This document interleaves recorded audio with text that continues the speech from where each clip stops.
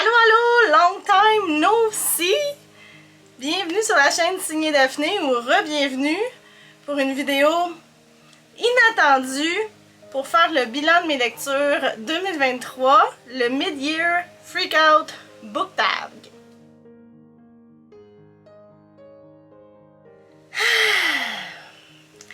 Fait que ça fait un bail qu'on s'est vu. Je pense que la dernière fois que j'ai publié une vidéo, c'était en août l'année dernière. Ça doit être dans ces eaux-là, peut-être septembre. Donc, on frise le 1 an. Et puis, avant qu'on commence, je veux juste vous dire que cette pause-là, pour moi, elle a été vraiment nécessaire. Je ne fais aucune promesse concernant la régularité de vidéos sur ma chaîne. Non, je fais rien, je m'engage à rien là-dessus. Puis aussi, je dois vous dire que moi, ce qui me rebutait beaucoup là, dans les vidéos, c'était le montage. Alors, j'essaie de lâcher prise et je dis adieu au montage. Alors, vous allez m'entendre, je vais peut-être bafouiller, faire des erreurs. C'est la vie, ça sera moi au naturel. Je vais essayer en fait parce que souvent, moi, j'ai de la difficulté là. J'aime bien que les choses soient bien faites. Alors, il va falloir que je me parle puis que je lâche prise pour vrai. Mais c'est mon but aujourd'hui. Donc là, je vais vous jaser. C'est comme Sylvain le dit, un podcast, mais avec ma face. Et puis, j'ai mon ordinateur à côté de moi. Ça se peut que je prenne une petite gorgée d'eau, etc. Vous avez pu voir aussi que j'ai un nouveau décor. Donc, pendant ma pause YouTube, j'ai pu prendre le temps de faire tout un revamp là, de mon bureau en haut. Peut-être éventuellement que je vous montrerai un petit tour, mais je garantis rien encore là non plus. Mais j'ai vraiment changé tout pour que enfin j'ai un bureau qui soit à mon goût avec un bon éclairage. Puis tous mes livres sont maintenant derrière moi. Je suis assise sur une chaise au lieu d'être assise par terre pour faire mes vidéos. Hourra! Puis tous mes livres sont ensemble. J'ai peinturé, j'ai mis des petites lumières. Là. En tout cas, je suis assez satisfaite du résultat. Puis je suis contente de vous le montrer aujourd'hui. Aussi, juste vous avertir, je filme ça le 1er juillet et il pleut, il y a des orages. Alors ça se peut que vous entendiez du tonnerre, mon Dieu. Right on cue. Donc ça se peut très bien que vous entendiez du tonnerre pendant la vidéo. C'est comme ça. Puis l'autre chose que je voulais vous dire aussi, c'est que je suis pas certaine encore, là, encore une fois, aucune promesse, mais je pense que cette chaîne-ci, je vais plutôt m'en servir pour parler de mes lectures, faire peut-être des bilans de temps en temps, des pals, des trucs comme ça, mais je pense que mon contenu, bullet journal, les cartes, j'ai déjà commencé, en fait, je me suis créé un compte TikTok, allez vous abonner si jamais ça vous tente, si vous êtes sur TikTok. Même nom qu'ici, Signée Daphné, j'ai déjà commencé à publier des vidéos de bullet journal et de cartes une fois de temps en temps. Puis je pense que c'est la bonne plateforme. C'est des vidéos plus courtes. Je peux faire des voix off. Je fais un petit peu du ASMR, mais très léger. À date, ça me plaît vraiment beaucoup. C'est pas aussi prenant. Fait que je pense que c'est là-dedans que je m'enligne. Donc si vous aimez mon contenu bullet journal, je vous invite à aller faire un tour sur TikTok, mais ça se pourrait aussi que je prenne mes vidéos TikTok et que j'en fasse des shorts sur YouTube. Mais là, j'ai pas encore trop compris comment ça marchait cette affaire-là. Fait que faut d'abord que je vérifie au niveau des watermarks puis tout, là, comment ça marche. Peut-être que ça viendra. Encore une fois, pas de promesse. Ça va être le thème de la vidéo. Donc, aujourd'hui, j'ai décidé de vous faire le bilan de mon année, vu que j'ai pas publié de vidéo depuis belle lurette. Puis, j'avais pas nécessairement envie de vous parler là, de tous les livres que j'ai lus depuis le mois d'août dernier, puisqu'il y en a quand même pas mal. Puis, je me suis dit que c'était peut-être peu intéressant.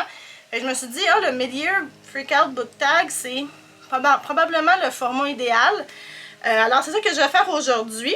Mais soyons honnêtes, je suis pas vraiment en train de freaker parce que mon année lecture se passe plutôt bien jusqu'à maintenant. Mon objectif, c'est de lire 50 livres cette année et en ce moment, j'en ai lu 30. Donc, je suis un petit peu en avance. On est 1er juillet, donc normalement, j'ai comme 5 livres d'avance sur mon objectif. Ça se passe bien? Ça se passe bien. Donc, je vais y aller avec les questions. Si vous avez envie, en fait, aussi de savoir c'est quoi les autres livres, parce qu'évidemment, il n'y a pas 30 questions, je ne vais pas parler de tous les livres que j'ai lus, mais si vous avez envie de savoir, ben je vous invite à venir me rejoindre sur Goodreads. J'ai un compte Goodreads où je suis assez active, j'indique toutes les lectures que je fais. Donc vous êtes les bienvenus pour venir me rejoindre là. Alors allons-y avec les questions du tag. Donc le meilleur livre de 2023 à date. Alors pour moi, le meilleur livre de 2023 à date, c'est Project Hail Mary de Andy Weir. J'espère que je le dis comme il faut, là, Weir. C'est le même auteur que Le Martien. Dans ce livre-là, on va suivre un personnage, là je lis en même temps, hein, je vous dis là, c'est à la bonne franquette. Mais dans ce roman-là, on va suivre un personnage qui s'appelle Ryland Grace. C'est un scientifique. Il va se réveiller à bord d'un vaisseau spatial dans l'espace. Il va réaliser qu'il est seul. Il était 3 à la base, mais ses 2 collègues se sont pas réveillés en fait de leur sommeil endo-cryo, je sais pas quoi. Et puis, il avait été envoyé dans l'espace pour une mission pour sauver la Terre et l'humanité, rien de moins. Et puis là, il veut remplir sa mission, mais il est tout seul. Fait que, tu sais, ses collègues avaient des savoirs, des capacités complémentaires à lui. Donc là, il se demande comment il va faire. Puis je peux pas vous en dire plus que ça. Le temps presse. Dans le fond, il faut qu'il fasse ça. Il y a un temps limite pour réussir. Puis, ben, c'est ça. Il est tout seul. Mais je peux pas vous en dire plus que ça, parce que si je vous en dis plus que ça, pour vrai, ça va ruiner votre lecture. Et c'est une histoire qui n'est pas allée où je m'attendais. Je m'attendais que ça aille vers quelque chose, puis c'est allé vers autre chose, et c'était encore mieux que ce que j'aurais pu prédire ou prévoir. C'était savoureux. J'ai adoré suivre Ryland dans ses aventures et mésaventures, et je peux pas vous en dire plus. Mais c'était un 5 étoiles, c'était chef's kiss. J'ai quand même des mentions honorables parce que même si celui-là c'était mon préféré, j'en ai 2 autres là, que j'ai vraiment beaucoup aimé. Le premier dont je veux vous parler aussi, c'est Fondation de Isaac Asimov. C'est un classique de la science-fiction. Moi, je les avais jamais lus. Ma mère, grande fan, les avait lus, m'a toujours dit « faut tes lire, faut tes lire ». Fait que j'ai fait ça cette année. J'ai lu les 2 premiers tomes. Donc, on rejoint un peu la thématique de l'autre. On est dans la science-fiction. On sent mes préférences là, qui se présentent. Mais dans ce roman-là, dans le fond, on est au 13e millénaire. Il y a un empire qui contrôle toute la galaxie. Puis là, il y a une espèce de savant qui s'appelle Harry Seldon qui va développer une science, la psychohistoire. Puis cette science-là, la psychohistoire, elle permet de prédire l'avenir. Puis là, il prédit la chute de l'empire dans genre 300 ans. Puis cette chute-là va amener 30 000 ans de noirceur, d'une période très très noire où les gens vont comme redevenir des barbares. Mais pour prévenir ça, il y a moyen. Il faudrait rassembler tout le savoir actuel de l'humanité, donc faire une grande genre bibliothèque, une grande université. Donc c'est ça la fondation, c'est ce savoir-là qui est regroupé. Fait que c'est ça. Puis c'est vraiment un récit que j'ai trouvé super intéressant à lire. La prémisse, tout de suite, j'ai embarqué là, du premier coup. Le concept en général, ça m'a vraiment plu. Puis, c'est ça qui m'a accroché dans le fond parce que les personnages sont pas tant attachants, on va se le dire, là, parce que ça passe souvent d'une époque à une autre, ça fait des sauts dans le temps, 50, 80 ans, 100 ans, 200 ans. Puis fait qu'on n'a pas le temps vraiment de s'attacher aux personnages, puis c'est pas tant leur côté psychologique non plus qui est développé, c'est vraiment plus les interactions sociales, les couches là, de mouvements sociaux, puis c'est vraiment intéressant à lire. Mon seul vrai bémol, c'est que je trouvais qu'il n'y avait pas vraiment de personnages féminins. Là. Les seuls personnages féminins, c'était des femmes d'eux, puis ils faisaient rien, puis on les voyait pas.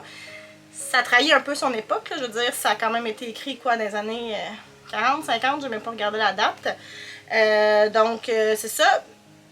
Par contre, dans le 2e tome que j'ai lu aussi, là, il y avait comme une petite tentative d'améliorer la situation. Il y avait un personnage féminin plus important.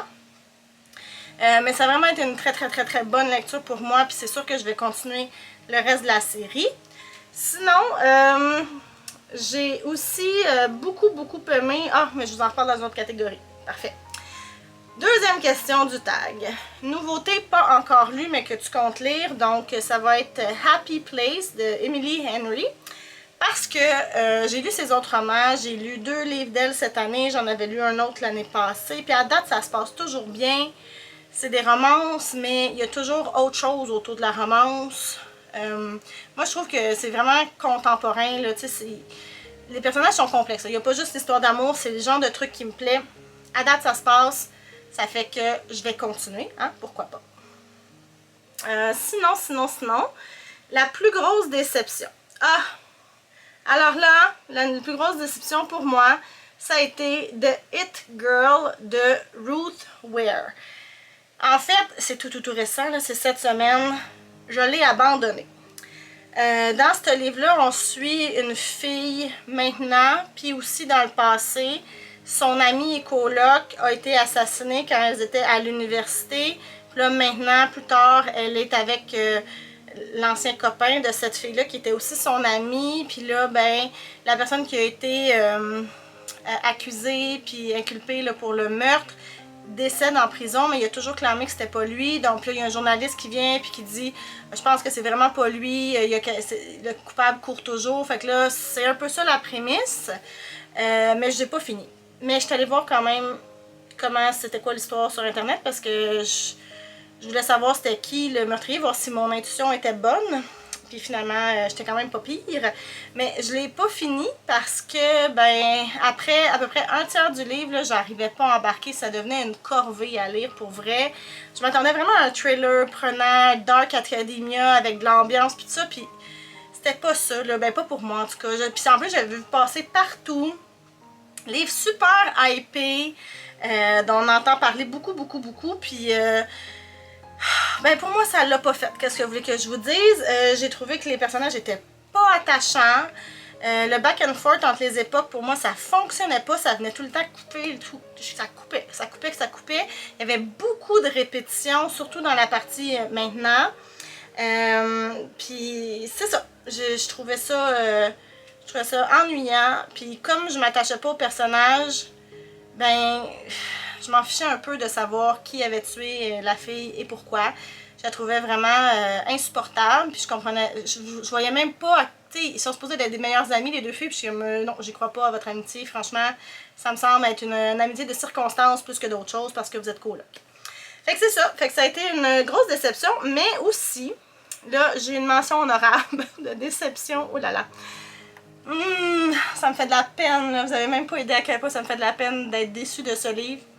Fanny Cloutier, le tome 5, je l'ai quelque part ici. Bon, ouais, ici. Non, c'est pas le bon. Je sais pas, il est où. En tout cas, peu importe. Fanny Cloutier, le tome 5, Retour aux sources, de Stéphanie Lapointe. J'ai tellement aimé les autres tomes de la série, mais là, je pense que celui-là, ben, je pense que soit il était trop, ou il est sorti trop tôt. Premièrement, j'ai trouvé que l'histoire était... Le livre en tant que tel était très court. L'histoire aussi, je trouvais que clairement, là, il y avait quelque chose au niveau de la cohérence du travail, au niveau de l'histoire qui manquait. Ce qui se passe, l'histoire, là, Fanny est sur un bateau avec ses amis pour faire l'école sur un bateau. Puis, je peux pas vous en dire plus que ça parce que si je vous en dis plus que ça, je vous vole toutes les punches. Mais pour vrai, ça m'a semblé vraiment invraisemblable, tiré par les cheveux. C'était mince comme une feuille de papier, là, ce qui se passait là-dedans. J'y ai pas cru, mais pas 2 secondes, j'arrivais pas. Ensuite, Fanny, je l'aime exubérante, mais là, je commence à trouver qu'elle répète toujours comme pas mal les mêmes choses, puis j'aimerais ça qu'elle commence à prendre un petit peu de maturité. On sentait vers la fin du roman que ça s'en venait, mais on n'est pas encore rendu là, puis ça commence à me fatiguer. Puis en plus, moi j'aime beaucoup les objets, le Fanny Cloutier, là, on le sait, d'habitude, sont magnifiques, là, ces livres-là, c'est comme des journaux intimes, c'est tout décoré, c'est magnifique. Mais dans Retour aux sources, ben premièrement, il est vraiment sombre. Puis c'est pas la même illustratrice, pas qu'elle est pas bonne, mais je l'aimais moins. Puis il y avait vraiment beaucoup de pages très sombres. Dans les noirs, dans les verts forêts, dans les violets. Puis souvent, il y avait de l'écriture foncée sur des pages foncées. Puis là, je trouvais ça dur à lire. Là. Je sais pas si c'est parce que je vieillis puis que mes yeux ont de la misère. Mais sérieusement, j'avais pas de plaisir à lire l'histoire. J'avais même pas de plaisir à lire l'objet. Fait que j'étais bien déçue. Mais écoute, faut être honnête dans la vie. Fait que je sais même pas si je vais continuer la série. Ce qui est très dommage parce que c'est d'habitude des coups de cœur. Sinon, la plus grosse surprise. Ben, ma plus grosse surprise, ça a été The Perks of Being a Wallflower de Stephen Chbosky. J'espère que je le dis comme il faut, encore une fois. Le monde selon Charlie en français. Donc, on suit Charlie, c'est un adolescent, il est en train de se découvrir et de découvrir la vie. Il est un peu awkward socialement, Charlie, il a de la difficulté à se faire des amis, il est comme un peu à l'écart, mais il finit par trouver des gens qui sont un petit peu plus vieux que lui, auxquels il s'intègre à leur petit groupe. Eux autres aussi, c'est des gens qui sortent des normes, c'est pas des gens qui sont comme tout le monde.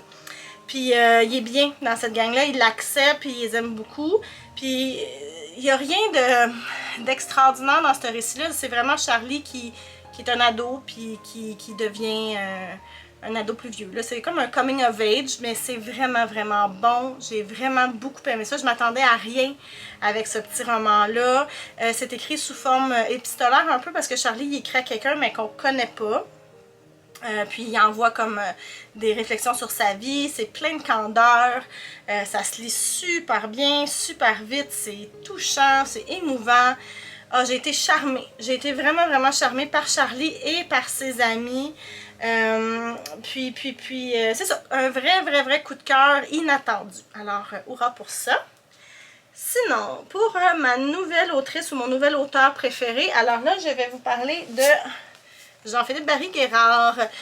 Vous voyez que je suis en train de lire en ce moment Manuel de la vie sauvage. Puis j'ai lu aussi cette année Royal et puis l'année passée Haute démolition. Puis là je me rends compte que vraiment c'est un auteur que j'aime beaucoup. Je trouve que sa voix en tant qu'auteur, ça vient tout le temps me chercher. Les sujets dont il traite sont pas toujours faciles, puis il traite souvent un peu rentre dedans. Là, ça m'amène souvent beaucoup de malaise quand je lis, mais en même temps, je peux pas détacher mes yeux de la page. J'ai toujours envie d'en savoir plus, puis de savoir où ça va aller. Ça me prend, là, ça me prend au trip complètement. Puis c'est ça, je trouve que c'est... Jean-Philippe Barry-Guerrard, il apporte vraiment quelque chose de différent dans l'univers littéraire québécois qui se faisait pas avant. Souvent, sa narration, elle va être au tu, au nous, au vous, pardon. Donc, la deuxième personne, soit du singulier, soit du pluriel. Ça vient me chercher au bout. Souvent, en fait, à chaque fois que j'ai lu quelque chose de lui, ça m'est resté. J'y repense encore, ça travaille dans ma tête. J'oublie jamais ce qu'il écrit. Donc, je vais me rendre à l'évidence que je l'aime beaucoup comme auteur. Je l'aimais déjà beaucoup comme chroniqueur parce qu'il est souvent à la radio. Fait que je l'aimais déjà d'avance, puis comme comédien. Mais là, je l'aime encore plus d'amour comme auteur. Ensuite de ça, nouveau crush fictif, ben j'en ai pas moi. Des crushs fictifs, là, des kicks de livres, de personnages de livres, ben moi j'ai pas ça. Le seul que j'ai vraiment, c'est Darcy, mais je pense que j'ai un petit peu passé l'âge. Genre Gilbert Blythe, c'est mes crushs fictifs, mais je les ai développés quand j'étais jeune, puis maintenant, ben, j'en développe plus. Sinon, mon nouveau personnage préféré, ben, c'est un des personnages dans Project Hail Mary, mais je peux pas vous dire c'est qui, parce que sinon je vous volerais un punch. Mais c'est un personnage qui est drôle, intelligent, débrouillard, optimiste, qui lâche jamais, qui est loyal. Il est incroyable, je l'adore et vous devez lire ce livre. Sinon, question suivante, un livre qui m'a fait pleurer. Alors, je vais vous parler de Beach Read de Emily Henry. Donc, Beach Read, c'est l'histoire d'un personnage principal qui s'appelle January, mais aussi d'un autre personnage qui s'appelle Augustus. Donc, tous les deux sont auteurs. Ils s'aiment pas. Ils ont été ensemble à l'université, si je me rappelle bien. Puis là, pour l'été, ils sont voisins. Ils ont chacun comme un chalet sur le bord de l'eau, puis ils sont un à côté de l'autre. Puis là, ils découvrent ça, puis ils sont pas full contents, surtout January. Puis les deux sont en train d'écrire, mais font face au syndrome de la page blanche. Fait comme ils servent de leur rivalité pour se donner un défi, chacun doit écrire dans le style de l'autre. Donc voilà, c'est une romance d'Emily Henry, alors vous vous doutez un peu de où ça va aller. Mais en parallèle, il y a aussi une histoire dans la famille de January, parce que la maison qu'elle habite, elle appartenait à son père qui est tout dernièrement, récemment décédé. Puis il y a des trucs de la vie de son père qui ressortent, avec lesquels January elle doit dealer. Donc ça, c'était une autre des portions de l'histoire. Puis c'est sûr que moi, j'ai aimé la romance, j'ai aimé son développement. Je trouve que Emily Henry, elle fait toujours super bien ça pour les romances. J'ai aimé évidemment qu'on parle de livres, d'écriture, tout ça, mais j'ai vraiment beaucoup aimé l'histoire parallèle là, avec le passé du père de January. Ça m'a beaucoup touchée, puis c'est ça qui m'a fait pleurer en fait. C'était parfois frustrant, parfois triste. Fait que c'est ça, ça m'a fait verser des larmes. Sinon, un livre qui m'a rendue heureuse. Alors là, c'est More Tales of the City de Armistead Maupin, qui est la suite de Tales of the City, qui est Chronique de San Francisco. Ce livre-là, ben les deux livres, en fait, je les ai lus pour le Club Desmentis, qui est le club de lecture sur la chaîne de Sylvain Desmentis, auquel je participe depuis maintenant 2 mois. Et puis, vous pouvez d'ailleurs aller voir là, la vidéo qu'on a fait, là, on en a parlé en mai, à la fin mai, sur sa chaîne, c'est disponible. Donc, dans Tales of the City et la suite, on est à San Francisco dans les années 70, puis on suit, c'est comme un roman choral, on suit une panoplie de personnages, là, dont une fille qui arrive à San Francisco qui est nouvelle, puis c'est des gens qui habitent tous comme dans le même building, avec la propriétaire qui est un peu comme une maman poule, puis les autres personnages, là, il y a un gars qui couraille un peu les filles, il y a un gay qui essaye de trouver l'amour, en tout cas, il y a plein de personnages, puis dans le premier tome, Sylvain nous avait dit faut que vous lisiez le premier puis le deuxième tome back à back. Parce qu'ils ont comme coupé à un drôle d'endroit, puis il faut lire les deux, un après l'autre. Fait que c'est ce que j'ai fait, et une grande chance, parce que, en toute honnêteté, le premier tome m'a pas tant plu. Je crois qu'il y avait beaucoup de personnages, j'avais de la difficulté à m'y retrouver. Il se passait pas grand chose. C'est juste vers la fin du roman que là ça a commencé à être plus intéressant. Mais là, quand je suis tombée tout de suite dans le deuxième, j'ai retrouvé les personnages, là, je m'étais attachée à eux. Il y avait plus d'action qui se passait. La mise en place avait comme été faite. Fait qu'on passait plus à l'action. Il y avait des scènes vraiment drôles. Il y a des scènes qui m'ont fait sourire, des trucs émouvants aussi. Fait que ça m'a plu, ça m'a rendue heureuse. C'était très bon. C'était, je dirais, délicieux comme deuxième tome. Sinon, la plus belle couverture achetée ou reçue jusqu'à maintenant, ben, moi j'ai pas fait d'achat de livres depuis le mois de janvier. Là, je ne suis pas de celles qui doivent se limiter dans l'achat de livres. J'utilise énormément la bibliothèque où je fais des emprunts à des amis, on fait des échanges et tout ça. Fait que, puis j'ai pas reçu de cadeaux non plus parce que ben, il n'y a pas eu d'événement où j'aurais pu recevoir des cadeaux depuis janvier. Donc voilà, j'ai rien à vous dire. Puis en plus de ça, dans les couvertures de ce que j'ai lu cette année, il n'y en a aucune qui me fait dire vraiment comme « Waouh, quelle magnifique couverture! » Elles sont pas laides, là. Elles sont correctes, elles sont belles. Mais aucune qui sort du lot. Fait que voilà. Et sinon, dernière question. Les livres que tu dois terminer avant la fin de l'année. Ben là, il y en a plusieurs. D'ailleurs, je vous invite à aller voir ma vidéo TikTok pour mon défi de l'été, parce que j'ai décidé cet été que je me donnais comme défi de finir des séries. Fait que j'en ai quand même mis pas mal trop sur ma liste. Donc vous irez voir ça, mais entre autres, là, je peux vous en présenter quelques-uns que j'ai mis juste ici pour que ce soit plus facile. Fait qu'il y avait The Stone Sky, qui est le 3e tome de Broken Earth de N.K. Jemisin, que je veux absolument lire d'ici la fin de l'année. Sinon, il y a aussi Le Murmure des Ocapis de Roxane Bouchard, qui est lui aussi le 3e tome d'une série. C'est l'enquêteur Joaquin Morales. Donc, je veux lire ça absolument d'ici la fin de l'année, mais idéalement cet été. Là. Ça c'est des livres que je veux lire cet été. Sinon, d'ici la fin de l'année, City of Brass. J'aimerais vraiment ça aussi le lire, mais hey, on s'entend, hein? J'ai pas des petits objectifs. Fait que City of Brass de S.A. Chakraborty. Moi, je suis très bonne pour massacrer les noms. Donc, il y avait celui-là. Sinon, il y avait aussi, là, je vais t'en faire du dégât. La Voix des Roses d'Elisabeth von Arbour, qui est le 2e tome de la série Les Pierres et les Roses. Mais j'ai aussi le 3e, puis j'aimerais ça finir cette série-là cette année. Ça, je veux le lire cet été. Encore une fois, une bonne brique.